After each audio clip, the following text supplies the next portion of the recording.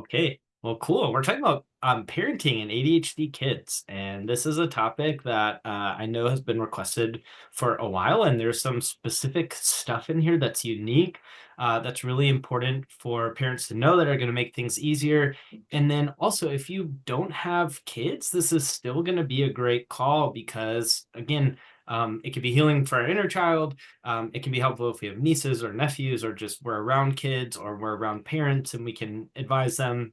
And maybe just to learn about our own self. Like it could be validating because there's some specific things that children with ADHD experience, and we may relate to as kids, and it might be a good corrective experience, as well. If for some reason, um, you know, uh, you didn't have as much awareness growing up, which a lot of us didn't, especially in older generations. So this is gonna be a cool one.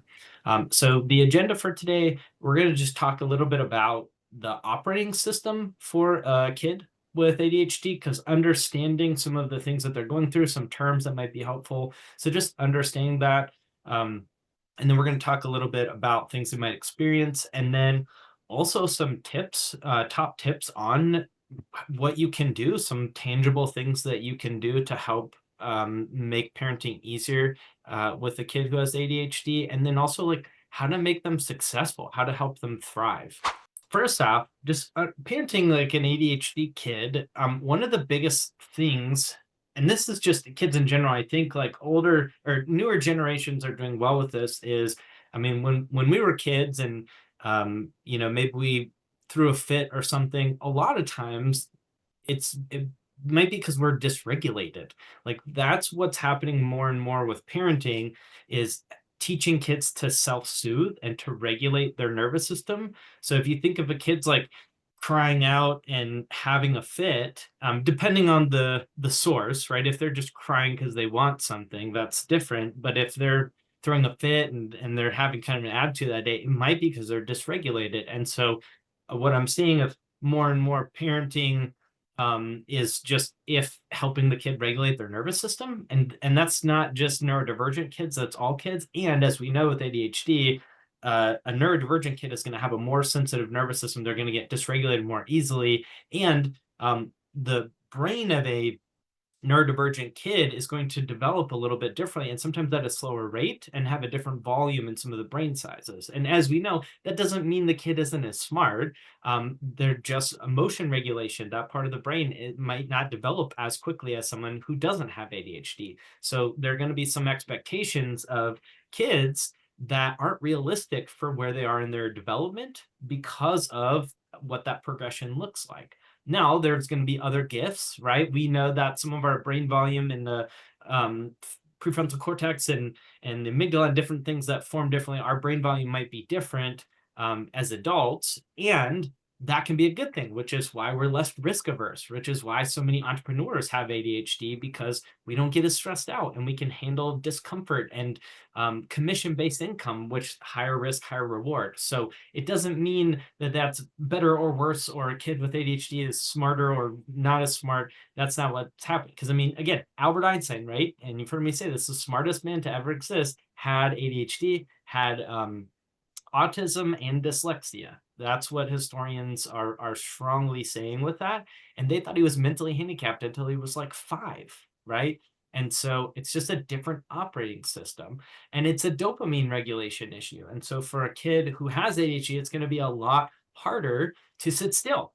It is, because dopamine is the chemical that helps us do that. And there's a difference in our receptors. And so the expectations of sitting still in school, they're going to have to use all the dopamine they have to do that. So when they come home from school, they might be very dysregulated, and it might be helpful to have some kind of routine to help them regulate, to help restore dopamine. So an example is like if a kid comes home right from school and they don't have a lot of dopamine, and you say, hey, you've got to do your homework first, that could be impossible for them. Or maybe it's helpful because once they transition out of school mode, they're not going to ever touch it again. So the other thing they say is, once you meet a neurodivergent kid, you've met one neurodivergent kid. And so, your child or yourself, or who you're thinking of as you're listening to this, you might try different things and come from that curiosity approach versus let's put some firm discipline in there and some, firm structure, and they're just going to have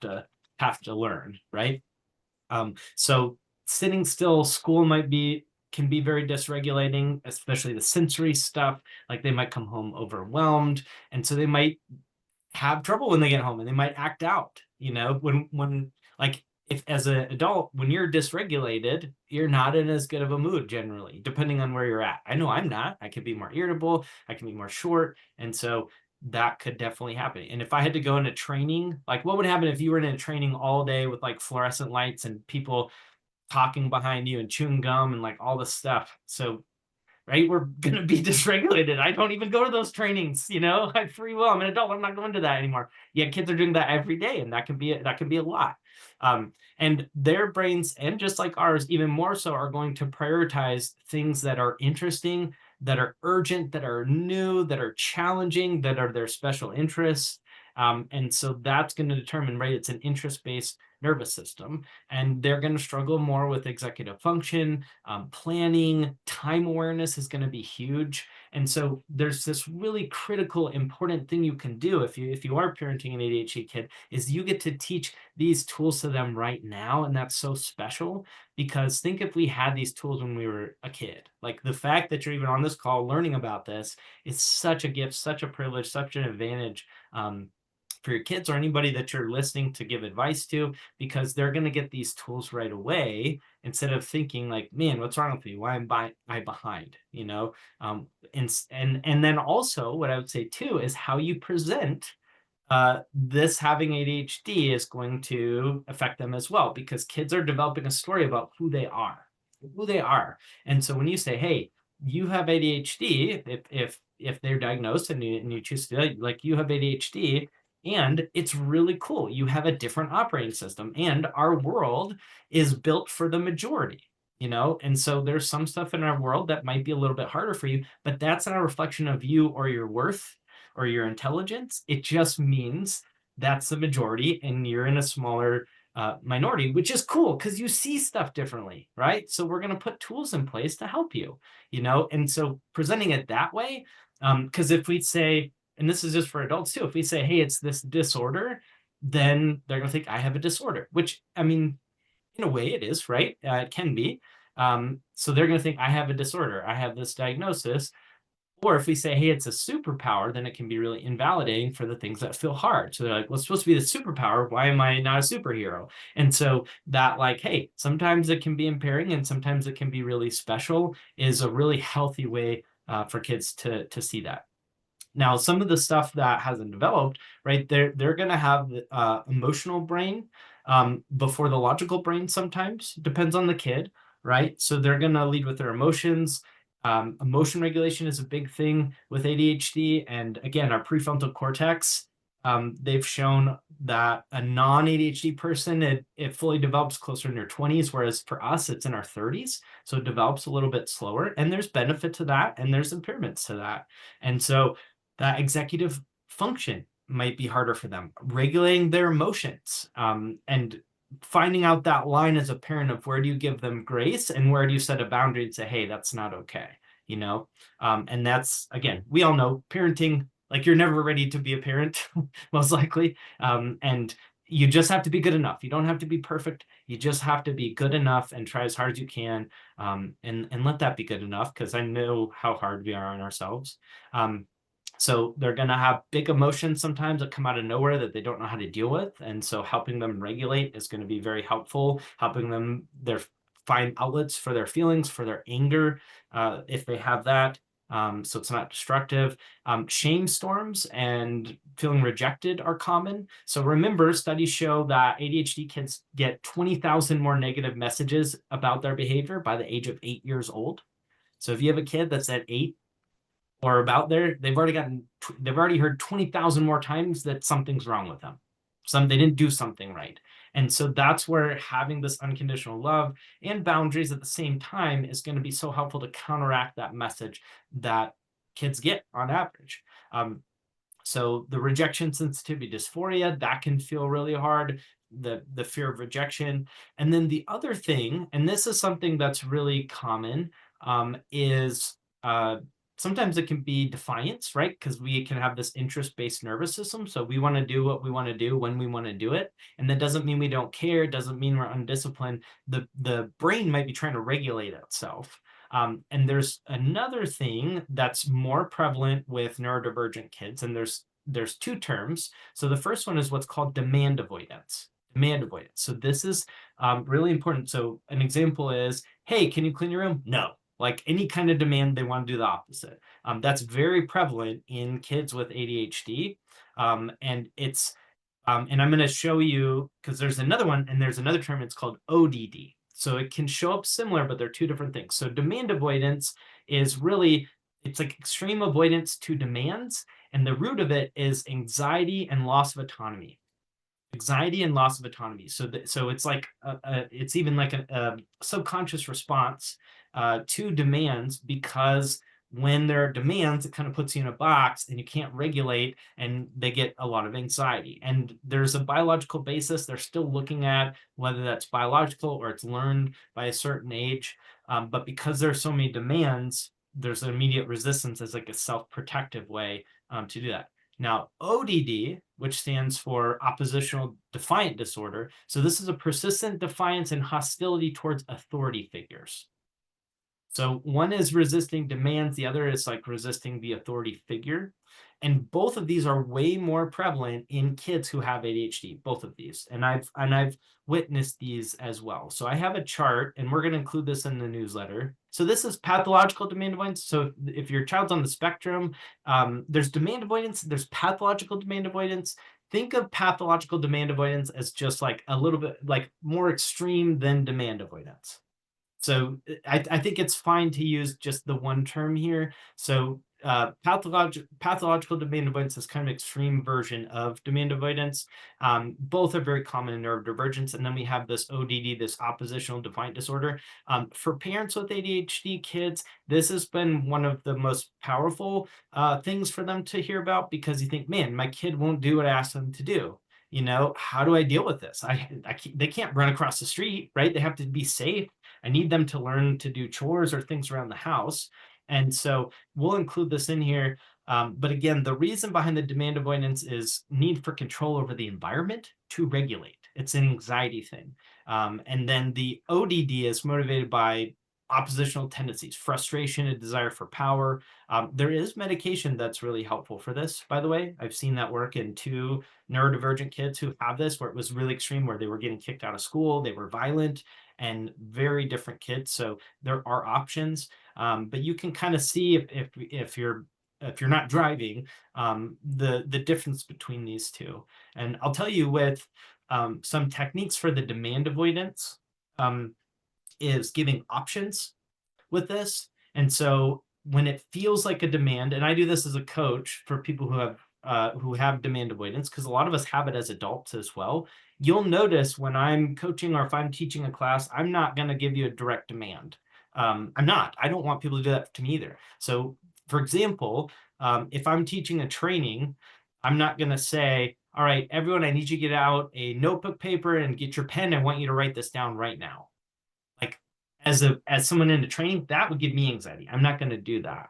I'm gonna word it a little bit different. I might say, if you want to, some people really like to do this visually, and I'm going to show you what that looks like. Or if you want to, get out a pen and paper, and I want to walk you through an exercise and teach you how to do it. You see the difference? I'm doing the same thing, but I'm giving you an option so you don't feel boxed in. Now, kids, sometimes you just have to say, hey, you have to do it. But with kids, what's worked really well as well, because I've worked in the foster care system as well with neurodivergent kids, is giving options. Like, for example, if you want them to get their shoes on, I'm not going to say, hey, get your shoes on. I'm going to say, hey, do you want to wear your tennis shoes or your sandals? Okay, awesome. Let me see how fast you can put those on. So I'm going to have a very different response than, hey, go put your shoes on. And again, as parents, sometimes you're just going to say what you're going to say. So again, just be good enough. But same thing, again, if we're thinking about cleaning the room, right? And we're getting a big resistance to cleaning the room, then I might say, how fast do you think you could clean up your room? Or how much could you do in 5 minutes, do you think? If we put a timer, let's take a picture and I'm going to set a timer and I'm going to come back in 5 minutes and let's compare the pictures, right? So I'm making it a challenge. If we talk about the in cup analogy, I'm making it interesting. I might make it new. I might make it challenging. I might make it urgent. And I might tie it to their passion. There might be rewards, and I'll get more into that. But those are some examples of how just that extreme demand, like you have to do this right now, you might get a lot more anxiety and resistance when you have something for that. Other thing is like, asking for help. Like, oh man, I would like to get the room cleaned up. Like, where do you think we should start? Let's do it together. Body doubling. Like we're using a lot of those techniques we use for ourselves as adults, but we're using it for kids. So this is a great chart. I'm going to include that in there as well. So again, with neurodivergence, we need structure. We need structure. It's not that we don't need any structure. We need structure, but we also need flexibility within that structure. It's like some choice, because I get anxiety too. Another core thing that an ADHD kid is going to experience at a high level is change. And you likely as an adult do it too. Does anybody feel like they struggle with change, or as a kid they struggled with change? Okay. Even if you, and just even let's say going from vacation back to work, or work to vacation, or just getting home and then trying to be present at home, but you're still, so the transitions are going to be even harder for a neurodivergent kid. And so there are techniques with that. But an example, like here's something that could be really triggering. We're going to include the demand avoidance and the change. So change could be literally just going from watching a show to stop watching a show and going to eat dinner. Like that could be a trigger. And it's not because it's a bad kid and they might be dysregulated. So for example, if a kid's watching a show and you come and say, okay, turn the show off, we're going to eat dinner. Ah, no, I don't want to stop watching, or turn your video games off, right? So that's one, we're doing a demand, and it's a change, and change can feel scary. It can bring anxiety. Whereas if and working with kids in the foster care system as well, saying like, hey, I'm going to set a timer for 5 minutes. So when this timer goes off in 5 minutes, then we're going to turn the TV off and it's time for dinner. Okay. Okay. So when this goes off, then we're going to turn it off. And then the timer goes off and you come back and say, hey, the timer just went off, and you're going to have an easier time. So it's like giving that step in between is really important with that transition or that change for the kid to mentally prepare, especially if they're on the spectrum, which we're finding is more and more common to have ADHD and have that. And with autism, they're finding 70% of kids with autism have ADHD. So yeah, so what we want to do is we want to give that transition in between, because our nervous systems are more sensitive when we pick up more data and stimulus, and there might be a heightened anxiety. And so if we know what's coming, that can calm that anxiety, because a lot of that dysregulation and resistance is really trying to feel safe, trying to know what's coming, trying to, and it's just the task switching is harder. So change is really normal. It's very normal to have kids that might be more moody or have fits when school is starting, and even when school ends, like any big changes, the seasons, the holidays, all of that stuff. Sensory overload, that's something as well. So kids can go from overstimulated to understimulated multiple times throughout the day. And so this is where teaching them techniques, and as a parent who's a neurodivergent, learning where your nervous system is at and figuring out how to regulate yours first, and then teaching your child how to do that is really helpful. So if you notice that they're getting overstimulated, yeah, like getting overstimulated and maybe throwing a fit, or they're at a birthday party or whatever, and they're acting out, because there's all kinds of stuff going on. One parent might say, hey, spank them and say, what are you doing? You got to act right, right? So, or if they're really at a peak of their nervous system, yes, that might work, but it might teach them to dissociate, right? Like, because if you're in your body and your nervous system is in your body, it might be more like, hey, let's take a little break over here. Just sit with me for a little bit, just 2 minutes. I want to talk to you. And then you're going to go right back there and play, and just kind of helping them bring it down, because you're setting them up as an adult to be able to do that. Or you can set them up to dissociate. You can, because I dissociated as a kid, because what are you supposed to do, right? You don't have any tools, so you just numb out.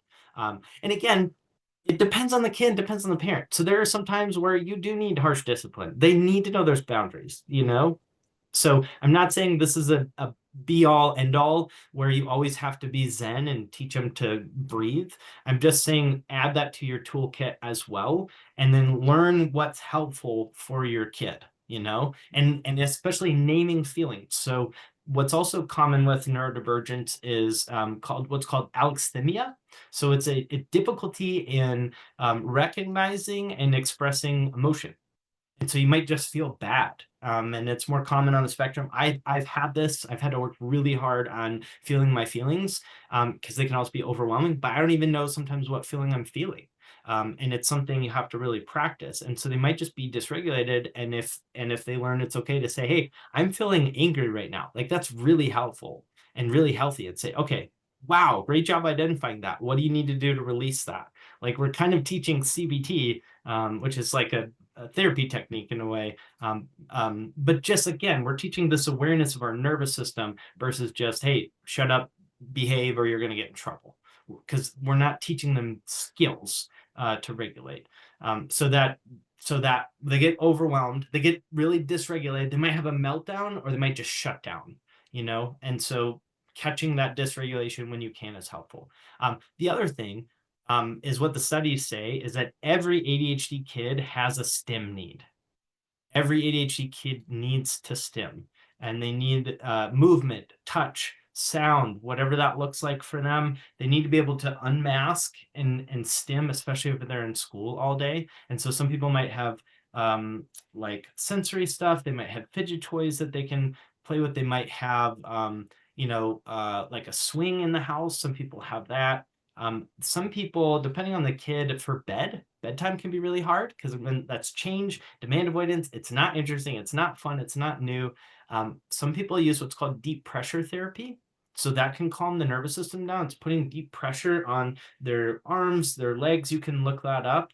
And that can be really helpful because sometimes kids can't go to bed because they're dysregulated and they don't know how to calm their nervous system down. So maybe they're anxious, they're dysregulated, and they're getting ready for bed, and it's like really scary to be in your body, or it's really scary to feel dysregulated, or you're about to have the lights off, or you might have intrusive thoughts, like all that stuff. And so a lot of times a kid's behavior that looks terrible is because they're dysregulated. It's not that they're a bad kid. I mean, there's very few kids that are born evil or bad unless there's like something in their brain that was like antisocial personality, but again, I mean, they're not psycho, like they're dysregulated, so we want to teach them tools. Um, and so impulse control is a lot harder with kids as well. With ADHD, that part of the brain is not the same as someone without ADHD, right? And it's still developing, so they might even know what to do, they just can't access it in the moment, they can't stop themselves, and they might be too overwhelmed. So and there's and I know people here don't do this because you guys are learning, but other parents that aren't informed, that aren't learning, you know the kid might have a working memory issue, which is what we have, right? And then they're called forgetful. So being aware of the labels that they use for themselves early on is really important. So if they have working memory issues, which we have, which again, they've tied to intelligence with the way our brain prunes, but we are going to forget stuff that doesn't feel that important. So if they call themselves forgetful, messy. So we can have object impermanence. We forget where we put stuff. We forget where we leave that. We might feel emotional, or we might feel whatever. And so just watching the words that they use to describe themselves is going to be a big difference in how they see themselves and who they become as an adult. And then just some tips. Like, has anybody heard of co-regulating before? Co-regulating a nervous system? So this is really cool. So it's a biological thing. So co-regulation is basically like our nervous system. So two individuals kind of synchronize their nervous systems. And that can promote a sense of safety and calm. So like, let's say you've been really dysregulated, or you're stressed out, or you're anxious, and then you have somebody that like a friend or a neighbor or a spouse that's really calm, and you just go sit with them, and all of a sudden you start to feel a little bit more calm. So this is like a physiological, biological thing in our DNA that we can co-regulate our nervous system with someone else. And so the state of your nervous system is going to affect your kid. So if you have a kid that's acting out and you're dysregulated and you're like, hey, chill out, what are you doing? And, again, I don't think anybody does that here. You're just perpetuating their dysregulated nervous system. Whereas if you can pause and be calm and kind of help them regulate and lean into your nervous system, you can help, and you can train a nervous system. You really can. You can train a nervous system. And so what a great reason to like even more so practice regulating ours. So yeah, and it's just a really fascinating fascinating thing. So let them borrow your nervous system. Make sure they know you care about them. They say connection before correction. Is that, and then instructions that actually work, one sentence at a time. So if you say, hey, can you go get the mail? And then I want you to clean your room and you need to do the dishes. That's a lot. That's a lot even for me. So one thing at a time is, hey, can you go get the mail? Let's see how fast you can get it. Like, would you do that for me? And then, okay, awesome. Okay, now I want you to do this one more thing, and it'll be one more after that. And so as soon as you do that, come back, I'm gonna tell you the next thing. Now we're putting in bite-sized pieces instead of overwhelming and like too much. So that's really helpful. Use then, when then language. When homework's done, then you can use screens, when in 5 minutes, then we're going to do this. Visuals are way more helpful than verbal reminders. So like a chore chart with stickers, right? We're talking dopamine, something they can see is really helpful. They say externalize everything. So calendars, checklists, timers, externalize it, not relying on memory, have charts. If there's certain things they need to do every day, like take their meds or brush their teeth, like you might have a chart where they get a sticker, and then maybe after a certain amount of stickers, they can use it to trade in for a trip with you, to like, I don't know, coffee shop, or go for a walk, or some kind of nice reward, buy a certain toy. So externalize everything, body double. So if they're cleaning their room, like I know for me that was hard, right? If it's just like, okay, clean your room, I didn't know where to start. I felt overwhelmed. But when my mom would come and sit on the bed and she would say, okay, now pick up the clothes. Good job. And then talk to me while I did it, right? That's what we call body doubling or body mirroring. She's like, okay, now the best thing would be, why don't you put away your toys? So they might need help. And here's the thing, they are going to remember your voice walking them through that way later on. So your voice is what they're going to remember. I mean, how many of us can remember our parents, whether it's good or bad, their voice in our head? So they're going to hear your voice. Okay, don't get overwhelmed. It's okay. Do one thing at a time. Like they're going to repeat that. And what a special thing you can do for them. So you're teaching them all of this. And then you might say, hey, we're going to do it for 2 minutes and that's it. So chunk it down for them. Micro rewards are way better than not end of the week rewards. Remember, we want immediate gratification. The way that we see time, especially as kids, is now or not now, right? So if you say, hey, you're going to get a prize at the end of the week if you do this, to me, that's not now. I don't have it. We have object impermanence. It doesn't exist. I'm not going to do the thing. But if you're like, hey, here, you can have a popsicle after your room is clean, I would do that. But if you're like, hey, you can have about $10 at the end of the week if you do all your chores, meh. But I'll take a popsicle, right? If it's right now. So those immediate rewards are going to be really helpful. And again, the rewards, we want to be dopamine, not guilt. We want them to go towards something they want, because we're wiring their system. How many of us are trying to be hard on ourselves to get self to do stuff?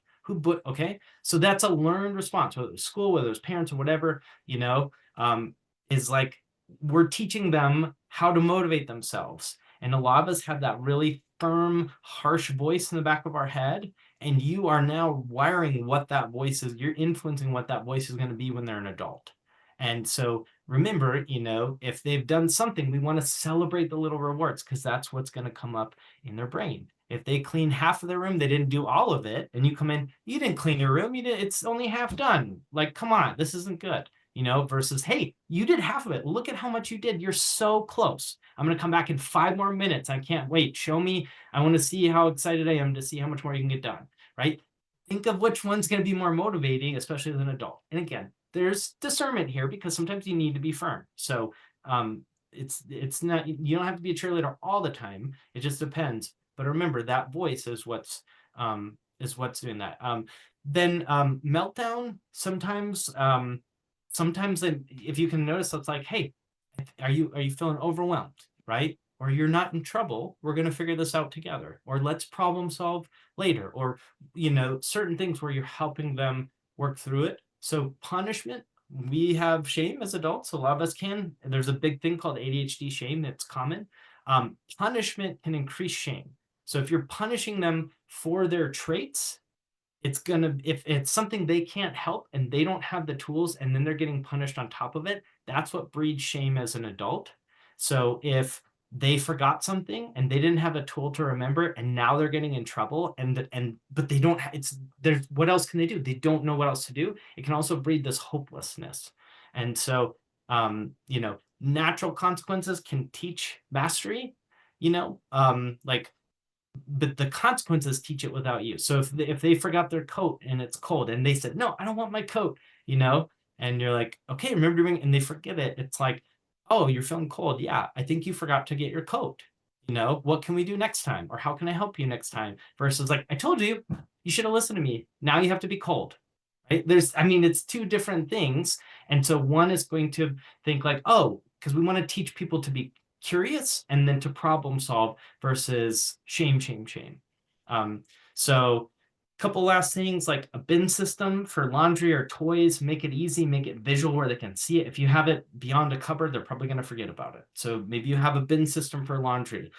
You have visual routines for your morning and your bedtime. Maybe you have a sticker chart. You might have a drop zone. Here's where your backpack goes. Here's where your toys go. You might give movement breaks. Certain things like that. You might give more praise about the effort they're giving versus the outcome. Because remember, we can be perfectionists. And so if we're saying, wow, I love how you started that.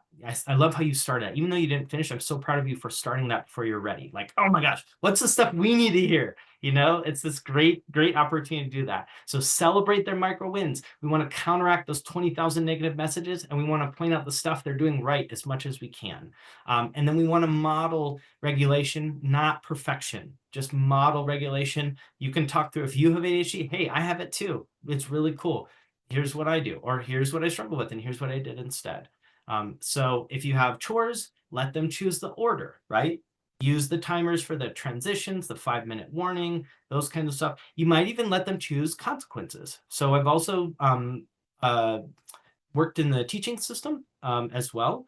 And so, and I've coached sports teams, I've coached Special Olympics, but with kids, and homework or something, we might say, okay, what should we set as a class if we don't get this done by this time, or if you don't get your homework in, what should the consequence be? And let them choose what the consequence. So if you don't clean your room by this time, what should be the consequence? So involving them in that versus you being this authority, and that's good for the ODD and the PDA or demand avoidance, is letting them be a part of the process. And then when there is that consequence, they chose that. So they had autonomy in that.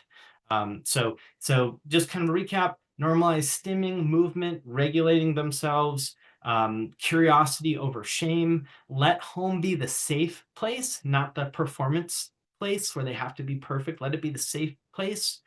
You might even have a day where there's an executive function like break, where there's no chores. They can just kind of do what they need to do. And it can be, it can get a lot easier and just really cool. So remember, a lot of times they're probably dysregulated if they're acting out. So we want to teach them tools to regulate themselves, to breathe, to calm down, or they might be understimulated. They might need to stim. They might need to go for a walk. They might need to run around the house once. My mom has done that with me. I have the hyperactive type, and just teaching them about themselves. So that is the content. So yeah, reach out. Let me know if you have any questions. You can email me. You can send me a message on Facebook. You can send me a letter at my house. You can telepathically contact me. Whatever you want to do, I'm here to help you. I care about you a lot, and you have a whole community. So thank you for being here. Give yourself some grace and have a beautiful day. All right, everybody.